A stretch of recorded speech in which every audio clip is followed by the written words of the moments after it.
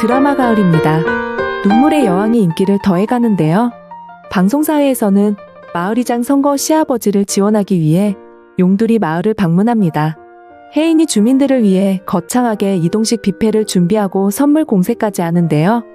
혜인과 현우가 요사이 부쩍 가까이 지내면서 살아오며 하지 않던 일을 이제는 하고 살겠다던 혜인의 말처럼 결혼 후 처음으로 용두리 마을을 방문하면서 며느리 역할을 톡톡히 하려는 것으로 보이네요. 하지만 혜인의 시한부 석 달은 다가오고 있습니다. 3개월이 가까이 다가올수록 혜인이 환상 증세는 더욱 깊어지고 발생하는 빈도가 잦아지는데요. 혜인이 현우가 없는 현우의 방서랍에서 과거 자신이 잃어버렸던 아이팟을 발견합니다. 용두리 마을에서 과거 고교 시절 유학을 위해 학교를 나오던 혜인이 마침 그 학교로 전학을 오던 현우와 부딪히며 떨어뜨리고 갔던 것인데요. 혜인과 현우의 첫 만남이 퀸즈그룹 인턴 시절 복사기를 툭툭 차면서가 아니라 어린 시절 고등학교 운동장이었던 것인데요. 결국 두 사람의 인연은 그때부터 시작된 것이겠죠. 자신이 잃어버렸던 아이팟을 되찾고 음악을 듣던 혜인이 갑자기 다시 자신의 환상 속으로 빠져들어갑니다. 그런데 이번 환상은 지난번과는 다른데요. 시골이란 배경이 있기도 하지만 자신도 모르게 주위 논길 산길을 다니면서 바지와 신발이 진흙으로 엉망이 됩니다. 그리고 혜인의 모습 또한 초췌한 얼굴인데요. 앞으로 변화될 혜인의 모습 같은데요. 혜인이 은성을 이용해 헤르키나를 입점하려 하지만 은성은 이 부탁을 이용해 다른 한편으론 혜인을 옥죄 카드를 준비하고 있죠. 퀸즈 백화점의 중요 인물들, 혜인의 오른팔로 있는 사람들을 포섭하면서 퀸즈의 지분을 사들이고 있습니다. 혜인이 환상 속을 지나온 초라한 모습에서 혜인이 앞으로 은성으로 인해 위험에 빠지는 것을 암시하는 것으로 보이는데요. 은성의 이런 계략이 성공한다면 혜인이 퀸즈 백화점을 내놓던지 아니면 은성의 말에 고분고분 따르든지의 상태가 되겠죠. 은성의 이 모든 계획은 한국으로 돌아올 때 이미 계획된 것으로 생각되고요. 그리고 한편 이 계획은 홍만대 회장의 동거녀로 있는 모슬이와도 연계가 될 것으로 예상됩니다. 퀸즈를 중심으로 가장 장래가 보장된 혜인과 그리고 동생 수철이 있지만 퀸즈의 지분으로 본다면 혜인의 아빠 홍범준과 김선아 그리고 혜인의 고모 홍범자가 뒤를 잇겠죠. 미국에서 최근 귀국한 홍만대 회장의 장남 홍범석은 안 좋은 사건으로 퀸즈에서 쫓겨나서 미국으로 갔기에 퀸즈의 지분은 없을 것인데요. 하지만 장남 홍범석 역시 퀸즈에 대한 욕심은 가득할 것으로 보아 아마 윤은성과 한 배를 탈 것으로 예상됩니다.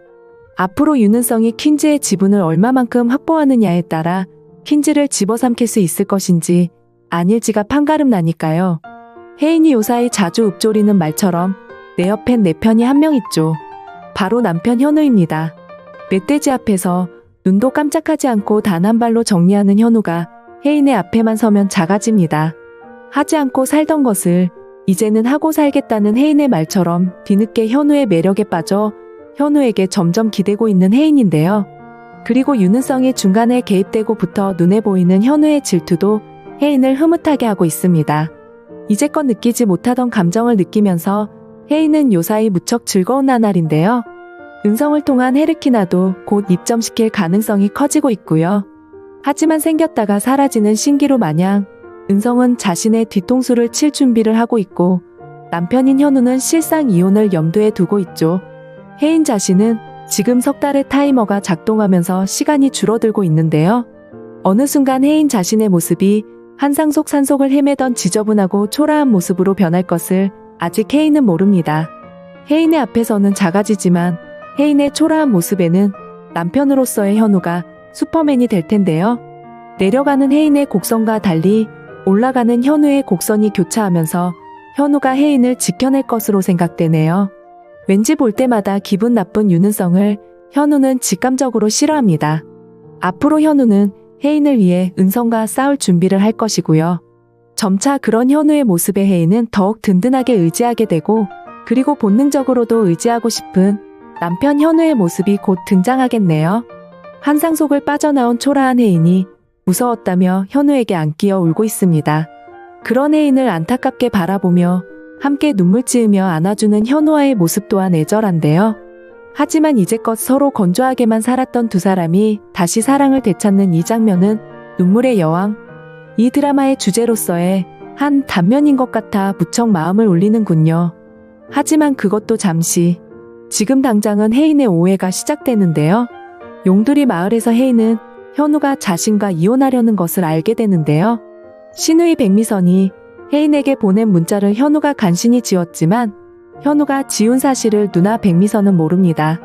이혼을 결심했다는 것을 알게 된 혜인이 현우의 본심에 엄청난 배신감을 느끼는데요. 혜인은 그런 현우를 멀리하면서 은성에게 가까이 가는 것으로 보이네요. 자신을 멀리하는 혜인을 바라보며 현우는 무척 안타까워합니다. 자신을 책망할 것으로 보이는데요. 그런 모습을 보는 혜인 역시 마음이 무척 아플 것인데요. 남은 석 달의 시한부 기한에 혜인은 현우가 자신의 곁에 항상 있었으면 했었는데 현우의 본심을 알고부터 마음이 무척 아픕니다. 세상에 단 한 사람, 현우만은 자신의 편이라는 믿음에 엄청 큰 상처를 입은 것이죠.